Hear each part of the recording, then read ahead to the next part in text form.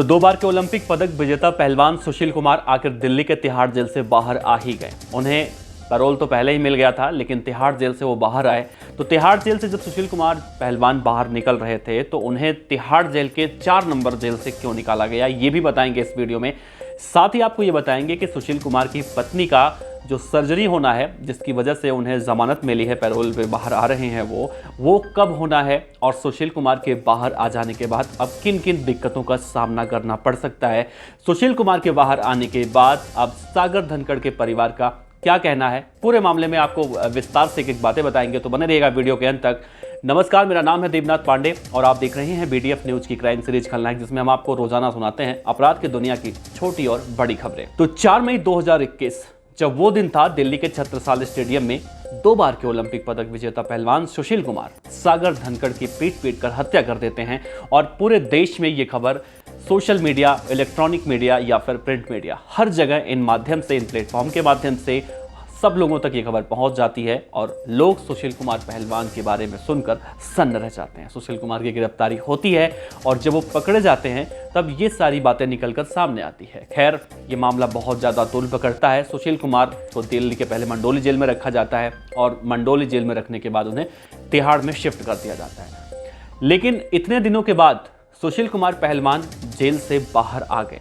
सुशील कुमार हालांकि 5 से 7 दिनों तक बाहर रहेंगे, लेकिन इन 5 से 7 दिनों में क्या क्या फर्क पड़ सकता है। लेकिन जब इस मामले में दिल्ली के रोहिणी कोर्ट में सुनवाई चल रही थी तो दिल्ली पुलिस की तरफ से पेश किए गए जो सरकारी वकील थे, उन्होंने इस जमानत का विरोध किया था। उन्होंने कहा था कि सुशील कुमार जब जेल से बाहर जाएंगे तो इस मामले से जुड़े जो गवाह हैं उनको प्रभावित तो कर सकते हैं। हालांकि ऐसा बहुत ही कम केस में देखने को मिलता है, लेकिन सुशील कुमार का केस इतना ज़्यादा हाई प्रोफाइल था कि शुरू से ही देखने को मिला था कि सागर धनखड़ के परिवार, जब आपको याद होगा अमित शाह से मुलाकात करने गए थे तो उन्होंने इस बात का आरोप लगाया था कि उनका पीछा किया जाता है, उन्हें केस को वापस लेने की बात कही जाती है, नहीं तो पूरे परिवार को जान से मारने की कुछ धमकी दी जा रही थी।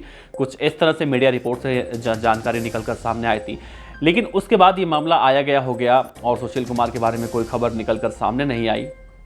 काफ़ी दिनों के बाद, कह सकते हैं महीनों के बाद, सुशील कुमार जेल से बाहर आ गए और उन्हें दिल्ली के तिहाड़ जेल के गेट नंबर 4 से निकाला गया। 4 नंबर गेट दिल्ली के तिहाड़ का वो गेट कहा जाता है जहां से बहुत ही संवेदनशील जो कैदी होते हैं या फिर जिनकी सुरक्षा व्यवस्था ज़्यादा होती है या फिर जिन्हें जान का खतरा होता है, उन्हें उस जेल के गेट से बाहर निकाला जाता है। सुशील कुमार को उसी गेट से बाहर निकाला गया है। सुशील कुमार के साथ दिल्ली पुलिस के 2 जवान हमेशा जब तक वो बाहर रहेंगे, चाहे वो अस्पताल में जाएंगे, अपने घर पे रहेंगे या जहां कहीं भी हो जाएंगे, वो दिल्ली पुलिस के 2 जवान उनके साथ रहेंगे। इसके पीछे की जो वजह बताई जा रही है वो सुशील कुमार की सुरक्षा की जो मेन वजह है वही बताई जा रही है।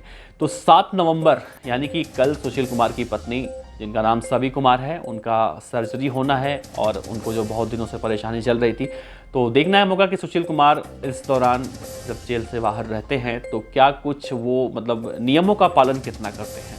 वैसा देखा जाए तो कहीं ना कहीं इस मामले में अभी हाल ही में जब कोर्ट में सुनवाई चल रही थी तो जितने भी आरोपी थे सुशील कुमार के साथ, 17 आरोपी मिलाकर देखा जाए, 2 आरोपी अभी फरार हैं, पकड़े नहीं गए हैं, तो उन सबके खिलाफ अब केस चलाने की बात कही गई थी। तो चूंकि ये मामला बहुत ज़्यादा संवेदनशील है और ऐसे मोड़ पर पहुंच चुका है कि सुशील कुमार अगर जेल में वो अपने आप को सरेंडर नहीं करते हैं 12 नवंबर को, तो बहुत ज़्यादा दिक्कतें हो सकती हैं। क्योंकि दिल्ली पुलिस की तरफ से जो सरकारी वकील इस पूरे मामले में कोर्ट में केस लड़ रहे हैं, उनका यही साफ तौर से कहना है कि ऐसे वक्त में जब केस इस पड़ाव पर पहुंच चुका है और सुशील कुमार अगर कुछ भी 19-20 यानी कि कुछ भी करते हैं कानून के अगेंस्ट, तो बहुत ज़्यादा परेशानी इस केस में देखने को मिल सकती है। वैसे देखा जाए तो सागर धनखड़ का परिवार अभी हार मानने वाला नहीं है और सुशील कुमार के इस जमानत दिए जाने को लेकर वो अब ऊपरी अदालत का दरवाज़ा खटखटाने की बात कर रहा है और बहुत जल्दी ही वो इसका मतलब विरोध करेगा।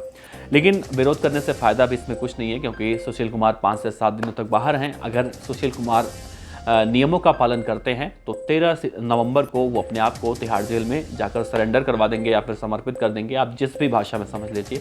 लेकिन सुशील कुमार अगर इन सबसे हटके कानून का उल्लंघन करते हैं तो आने वाले समय में इस केस में एक उलटफेर देखने को मिल सकता है। वैसे ऐसा होने की संभावना, ऐसा होने की आशंका बहुत कम है। फिलहाल सुशील कुमार को लेकर आप क्या कहते हैं, ये छोटी सी अपडेट थी तो हमने सोचा आप तक साझा किया जाए। आप अपने जवाब नीचे कमेंट बॉक्स में ज़रूर दीजिएगा और बहुत सारे हमारे मित्र हैं जो हमेशा इस बात को कहते हैं कि हम जो है आधी अधूरी जानकारी देते हैं या फिर फर्जी खबरें बताते हैं। तो उनसे हम बता दें कि हम जो जानकारी होती है वही जानकारी आप तक पहुंचाते हैं, बिना किसी 19-20 के, बिना किसी 9-10 के। तो बहुत सारे लोग हैं, सबका अपना अपना विचार है। वैसे हम हमेशा ही कहते हैं कि भाई आप लोग हमेशा अपने कीमती सुझाव दिया करिए, तो उन लोगों का भी हम बहुत ज़्यादा धन्यवाद देते हैं जो ऐसी बातें करते हैं, क्योंकि सबको अपनी बातें कहने का अधिकार होता है।